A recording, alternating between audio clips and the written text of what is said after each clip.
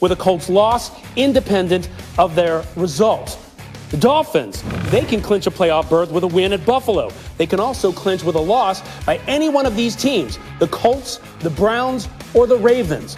Baltimore is another 10-5 team scrapping for a postseason berth.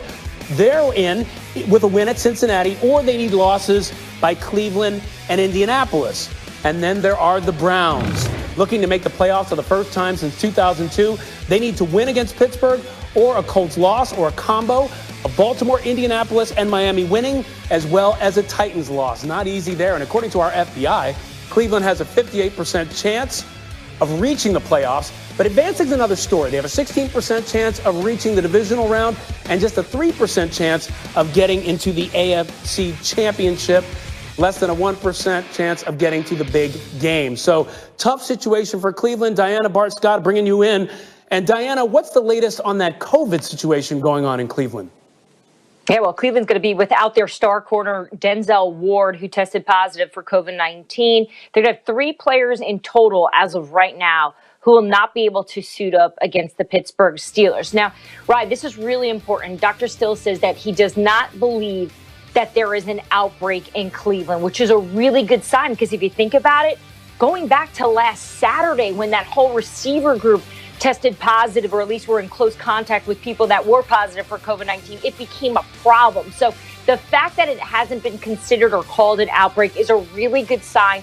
The facility was closed yesterday. They're going to try to reopen it today. We're going to know some more information later today once Cleveland gets in their building and makes those decisions. Remember, this morning between 5 and 5:45, that's usually when the players and the coaches are showing up to those trailers to get tested for COVID-19. So hopefully for the Browns' sake, who are trying to make the playoffs for the first time in 17 years, no other players will test positive for COVID-19. We'll know more later though, right? Okay, so maybe some good news there. Rob Ninkovich joining us now. Bart, though, I want to start with you. Are the Browns in big trouble heading into Sunday, given this COVID situation? I mean, they are in huge trouble. I mean, could you imagine losing to the Jets and then losing to Big Brother not to be able to get in the playoffs?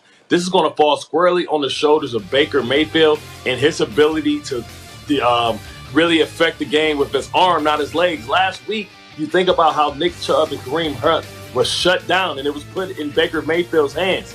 And listen, this is going to be huge for him in terms of him getting his 5th-year option picked up. Baker's going to have to show up, and he's going to have to show that he's a franchise quarterback. If not, there's going to be questions in Cleveland. And how is this? You let a man come off the toilet the week before and beat you, and then you come down and you lose to the Jets, and then you lose to Big Brother. The dog pound must feel like they're cursed. Wow. You mentioned that there might be an issue with the 5th-year option being picked up. I'm going to come back to that a little later in the show. But, Rob, I have to think, when we talked about this overnight, there was this idea of psychologically what this might do to the Browns. What do you think about that?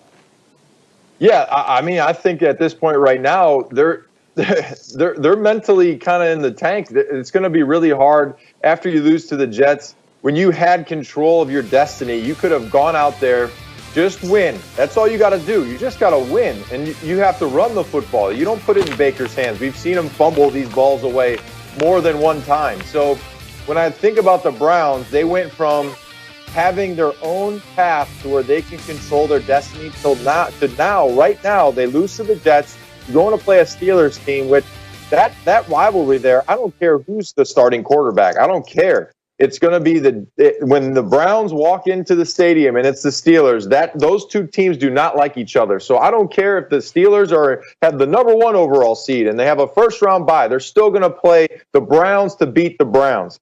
So I think at this point right now, they're treading water. And when you have a letdown like they did against the Jets, and you put it in Baker's hands and he's not able to come through, he's thinking about that. I can guarantee you that going into this football game. So if he loses this game and they're out of the playoffs, they're not giving him that 5th-year option. See you later, man. Gone? No more Baker. With all that he's done this year, he's out if he doesn't win this game. What's their biggest issue? What's the Browns' biggest issue? If they throw the ball over 40 times, they lose. So, look, they can run the football well. They have a lot of young talent. But at the end of the day, these are all tests. And the NFL is all about what can you do for me now, and he's not getting it done. Bart, is that how you feel? He is out if he loses this game? Listen, we talk about, Sam Darnold, we talk about Josh Rosen, we talk about all these quarterbacks that came in that class. Baker Mayfield has been given everything that he needs to succeed. A top offensive line, a good defense, two great tackles, two great tight ends, the best running back tandem in the game. If you can't get it done then when can you get it done? Because the rest of the teams in the division have been traditionally better ran organizations. He comes up small in the big moments. And he's going to have to prove his worth. Because if I can't get to the playoffs with this roster, what am I going to give him $35 million for a year? Because that's going to take some of those weapons away. So he's going to have to prove that he can do more with less, because right now he's doing less with more. I can't even imagine it. When you think about where we were this time last year, but still, when you think about where we were last year, the Browns going 10-6 behind Baker would have been like, really, what a success. And now we're talking about if he loses, he could be out. That is amazing. I want to keep it in the AFC, and let's now talk about the Dolphins, because they took what seems like a huge blow on Thursday afternoon when Ryan Fitzpatrick was placed on the reserve COVID-19 list. Now, Fitzpatrick is going to miss Sunday's season finale against Buffalo after testing positive. That's according to ESPN and reports. Now, with Ryan Fitzpatrick out in what's a critical game for Miami, the responsibility is now going to fall on Tua Tagovailoa's shoulders. And while Fitzpatrick may have better numbers in his 7 starts this season, Tua has gone 6-2 in his starts this season. Of course, they've had that starter reliever thing going. And so, Diana, what more can you tell us about the Dolphins situation?